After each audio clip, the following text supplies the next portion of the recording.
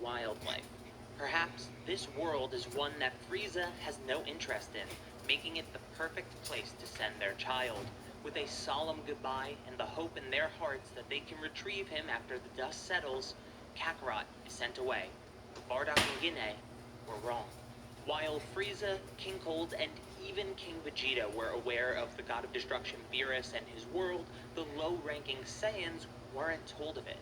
This world was restricted, not out of lack of interest, but because it was owned by the most frightening being in the universe, Beerus.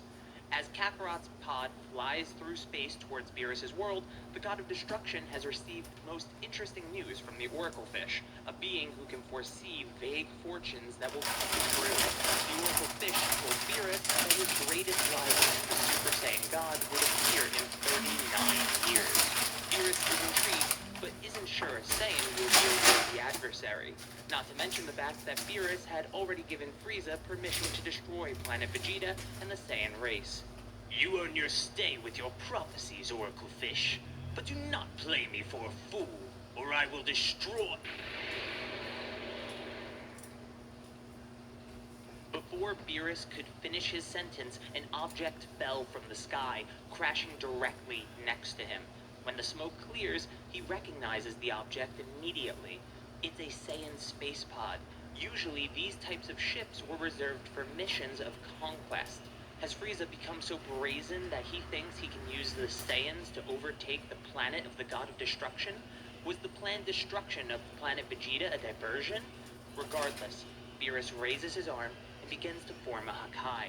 He'd like to see the fear and the surprise in the eyes of his enemy before he destroys them in an instant. However, Beerus is the one with surprise in his eyes when the pod opens to reveal a Saiyan child was the sole passenger within. Is this some sort of joke? This insulted him even further, and he was ready to destroy the child. But that's when the Oracle Fish says she doesn't recommend destroying that Saiyan child. Beerus is about to ask why, but then it begins to all add up in his head. This is a Saiyan child who landed on a god's planet. If the Super Saiyan God was to appear in 39 years, they would be a child now. So, Beerus bends down to be at eye level with the child. You're going to give me the fight of my life. I look forward to it.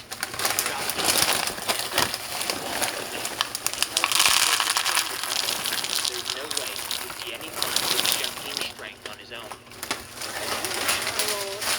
Beerus lets out a powerful yawn and retreats to his bedroom, where he sets an alarm for 30 years, when he will reawaken and face the supposed Super Saiyan God.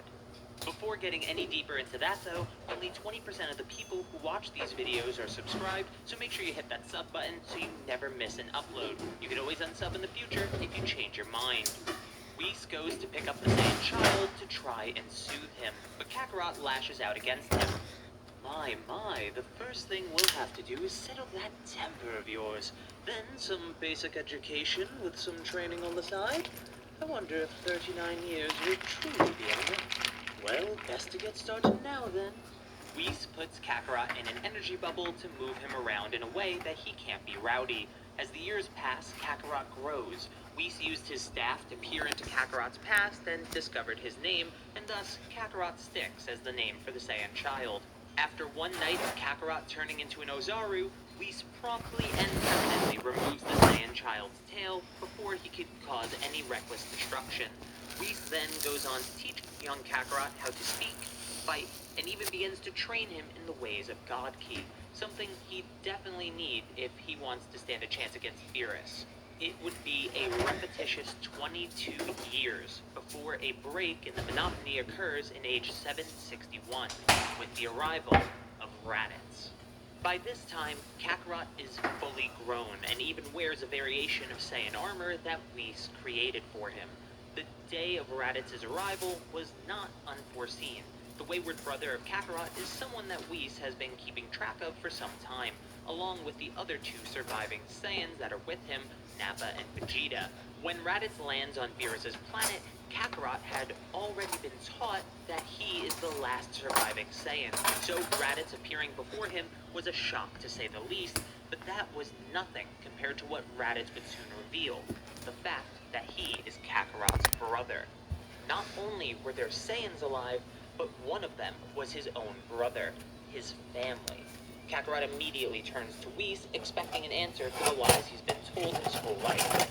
Now, Kakarot, I'd take this news rather lightly if I were you.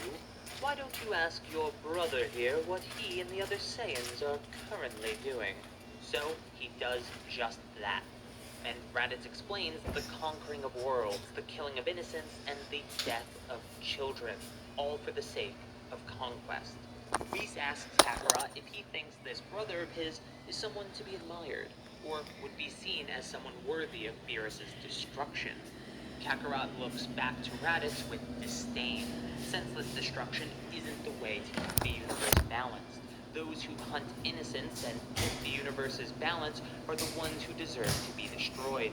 So without further conflict or hesitation, Kakarot powers up without activating God Ki, breaking Raditz's scouter, then eliminating him in a single, swift attack. The destruction of Raditz's scouter sent a signal to Vegeta and Nappa. While Nappa was concerned for Raditz's well-being, Vegeta was more interested in the power that destroyed Raditz's scouter. This must mean Kakarot wasn't as weak as they thought, but still, to destroy Raditz's scouter, that would mean he was in his Ozaru form for certain. Clearly, Kakarot would make an invaluable ally to have, especially if Vegeta ever hoped to overthrow Frieza. So, Vegeta tells Nappa they're heading to Kakarot's location immediately. There, they will recruit him to their case, whether he likes it or not. Nappa agrees, and the two unknowingly head to the world of the god of destruction, Beerus. The two elite Saiyan warriors arrive a year later, age 762. As Kakarot is in the middle of his training with Whis, while he's not quite ready to use the suits that Whis had Vegeta and Goku train in Dragon Ball Super, he is wearing a weighted variant of the Saiyan armor Whis made for him previously. As the two approach, Whis looks to Kakarot and tells him to handle them like he did Raditz. Kakarot asks Whis to remove the weighted clothing, but Whis tells him that this battle will also be training. Kakarot then realizes that these two are also Saiyans. He asks Whis if he was aware of them as well. Naturally, I'm aware of the living Saiyans, but my purpose is to train you for Lord Beerus. YouTube Shorts presents The Fun Side of 2022. Can we skip them as well? Naturally, I'm aware of the living Saiyans, but my purpose is to train you for Lord Beerus, not reunite you with your species, unfortunately. Kakarot scoffs, but tells Whis he'll decide this himself. Kakarot steps towards them, and Nappa goes to meet him halfway. But Vegeta tells him not to get careless, as it's possible he won't want to join their cause. So, Nappa approaches cautiously, but more optimistic than Vegeta. Once they are facing each other, Kakarot asks if Nappa and Vegeta are like Raditz. He asks if they conquer worlds and destroy civilizations. Nappa laughs and says he doesn't want to gloat, but they've each taken out their fair share of worlds. That's enough for Kakarot, who immediately launches Nappa back with a single punch and fires a blast at him to finish him off. He then turns his attention to Vegeta, who's already beginning to power up. Vegeta's power far exceeds Nappa and Raditz. The planet begins to tremble at his power being unleashed, and for a brief moment, Kakarot unknowingly lets out a smile. His Saiyan genes are excited for the first time he has the chance to have a real fight. The chance to test himself. The Oracle Fish makes her way over to Whis as Kakarot and Vegeta begin to battle. She asks what's going on, and Whis simply says that this is part of training. The Oracle Fish is confused since Kakarot should far surpass Vegeta, but Whis explains, I didn't quite expect this myself, actually. Even with the weighted clothing, he should still be much stronger than the Prince of the Saiyans. Yet, he chooses to hold back, even though I never told him to do so. It seems he's actually enjoying fighting. As per usual, Whis is correct. While Kakarot and Goku are not the same, at the end of the day, loving fighting is something baked into the Kakarot's very soul. It's the very essence of the character, regardless of the planet he lands on or who he's raised by. The fight goes on for some time.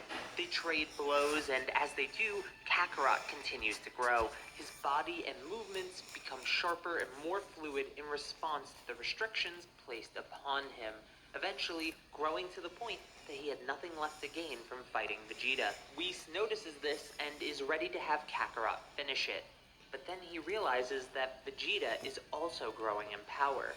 As we said in Dragon Ball Super, Goku and Vegeta just sparring and training together is the quickest way for them to grow, and he realizes the same truth here.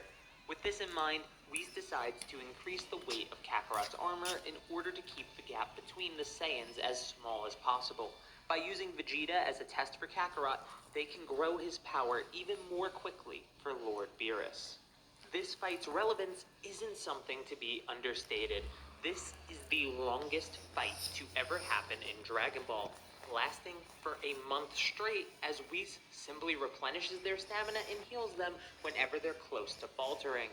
This has the unintended side effect of granting both of them Zenkais as well, which in turn has the gap between the two diminishing over time. Vegeta can't understand it himself, but he's enjoying this battle.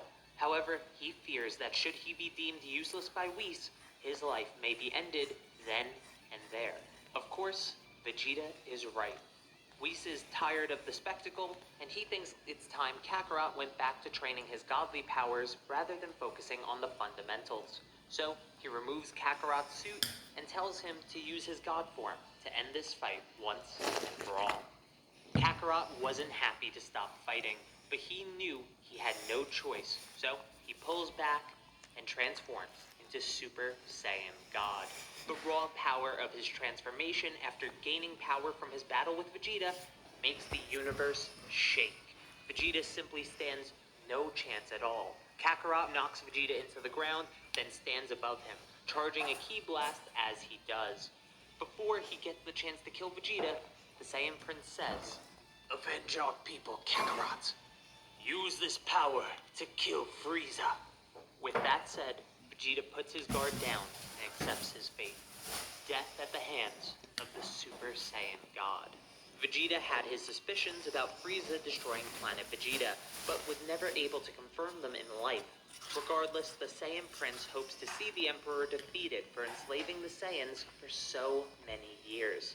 Unfortunately, Kakarot doesn't know who or what Frieza is, and Whis refuses to tell him, saying that such things are irrelevant to Kakarot's true purpose, training. So, Kakarot returns to his daily life of training. With power to spare, he focuses on growing his god powers with Whis' ultimate goal for this battle being the perfection of Ultra Instinct, something even Beerus couldn't achieve. From here, 16 years would pass until the fated day arrives. An explosion goes off in Beerus' palace, and the god is awoken to find out if the prophecy is true. Has his greatest rival truly come to face him? Beerus sizes up Kakarot and says he's definitely improved, but isn't sure if it's worth the wait. Being the strongest Saiyan in history doesn't really mean anything, since all the Saiyans are weak compared to Beerus to begin with. Before their bout, Beerus looks Kakarot dead in the eyes and says, I'm fighting with the intention to kill you. I suggest you do the same if you want to live. Kakarot was expecting this to be a friendly match, but it seems his expectations were wrong. Whis looks at Kakarot proudly and signals the two to begin fighting. Kakarot starts by transforming into Super Saiyan God, which impresses Beerus immediately, happy that something good came from Whis' training. The Saiyans I'd known could only turn into giant monkeys. I never guessed they could turn into gods. The two begin to exchange blows from here, and it seems like a fairly close fight. Beerus is clearly trying to win, and so is Kakarot, but both aren't showing everything that they have. Eventually, one punch from Kakarot connects perfectly against YouTube Music Premium is an experience that gives you complete control of your music. So you can listen ad-free, download music for offline play, and against Beerus' face and sends the god flying back. That